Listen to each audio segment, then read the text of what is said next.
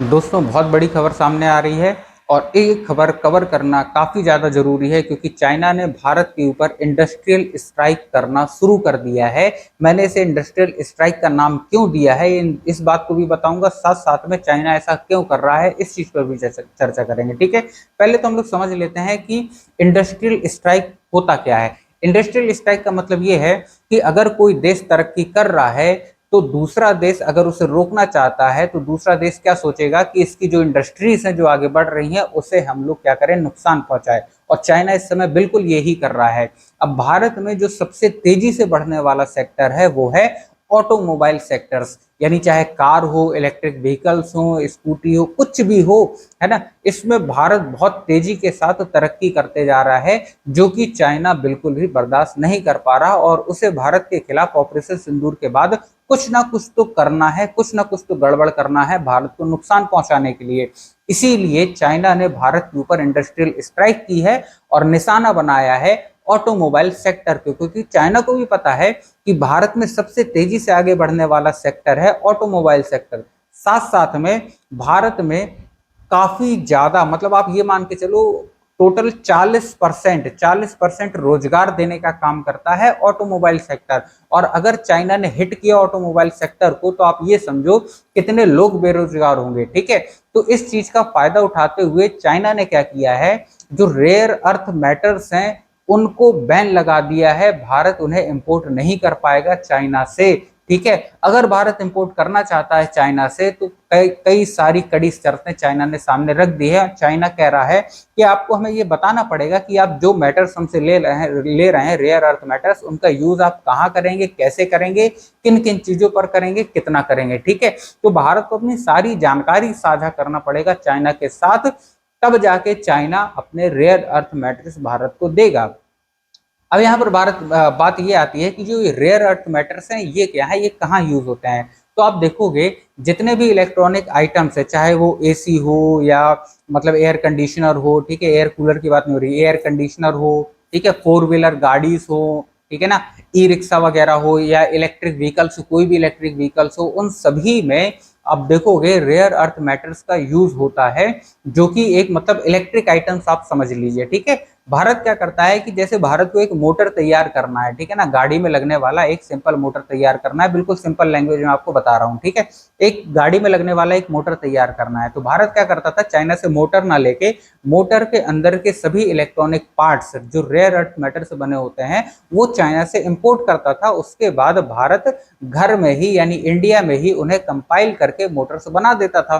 ठीक है, और उन्हें अपनी गाड़ियों में, इलेक्ट्रिक व्हीकल्स में यूज करके फिर उनसे पूरी की पूरी गाड़ी बनाकर तैयार करके फिर भारतीय मार्केट में वो बिकती थी। ठीक है ना, जो कि भारत में सस्ता भी पड़ता था ये चीज, है ना। अब यहाँ पे चाइना ने क्या क्या क्या किया है कि चाइना कहता है कि आप हमसे अलग अलग पार्ट्स क्यों खरीद रहे हो, पूरा का पूरा आप मोटर ही खरीदो, है ना, मोटर के अंदर के अलग अलग पार्ट क्यों खरीद रहे हो, पूरी की पूरी मोटर ही हमसे खरीदो, है ना। अब यहाँ पर भारत को नुकसान क्या होगा कि जो भारत यहाँ पर चाह रहा था कि मेक इन इंडिया के तहत सारे के सारे सेक्टर्स भारत में ही ग्रो किए जाएं, तो इस चीज पर चाइना ने कहा है मेक इन इंडिया आपको बंद करना पड़ेगा। और ये प्रॉपर चाइना की तरफ से वार्निंग के तौर पर इसे लिया जा रहा है कि आपको मेक इन इंडिया प्रोग्राम यहीं पर रोकने पड़ेंगे, आपको अपनी इंडस्ट्रीज आगे बढ़ाने की जरूरत नहीं है, आपकी जो भी चाहिए पूरा का पूरा माल हमसे खरीदो। आपको कार बनाना है तो कार अपने यहाँ मत बनाओ, हमारे यहाँ से इंपोर्ट करो, आपको सस्ती भी पड़ेगी। तो भारत मतलब भारत चाइना से खरीदेगा कार, अगर बनी बनाई कार खरीदे, सीधी सी बात है सस्ती पड़ेगी,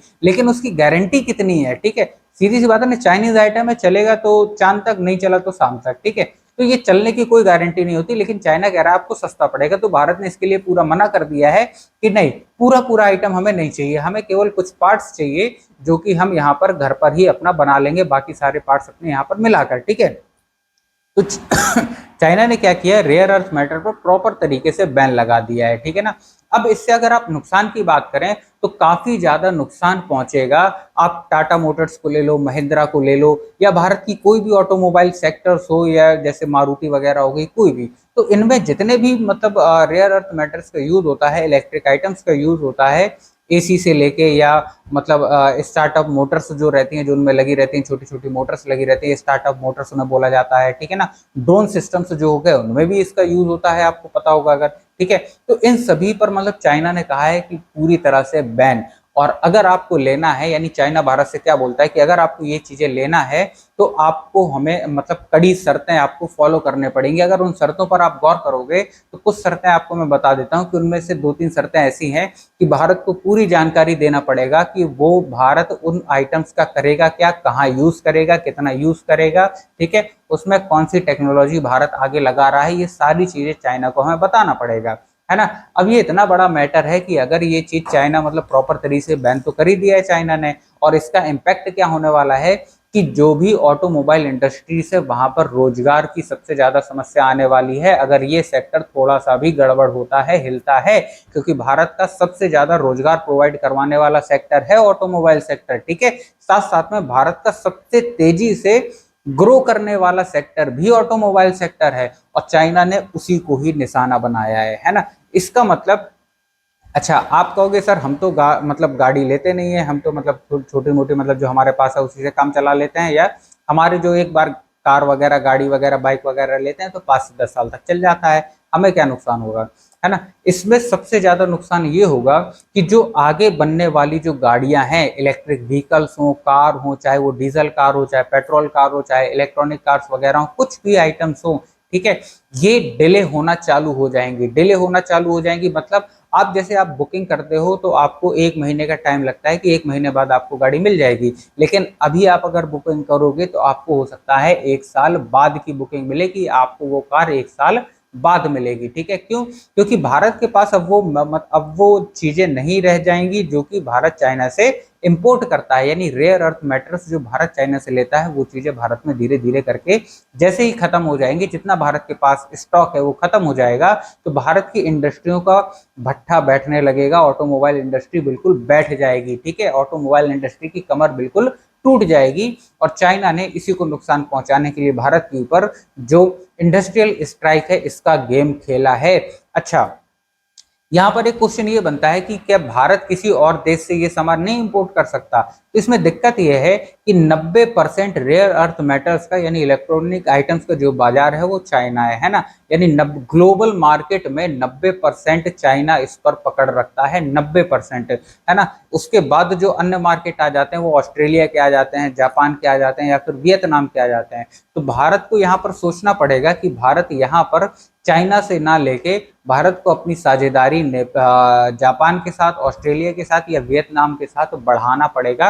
लेकिन यहाँ पर एक दिक्कत ये है कि इन देशों में भी जो ऑटोमोबाइल्स की जो सामान बनते हैं या जो मटेरियल बनता है वो भी सारा के सारे लगभग 70% चाइनीज कंपनियां ही बैठी हुई हैं। तो इसमें भी उम्मीद कम है कि वहां से हमें सामान मिल जाए या सस्ते में सामान हमें मिल जाए। लेकिन फिलहाल के लिए हमें इस समस्या का समाधान करने के लिए हमें इन देशों से हाथ तो मिलाना पड़ेगा, चाहे वो जापान हो, चाहे वो ऑस्ट्रेलिया हो, या फिर वियतनाम हो, ठीक है।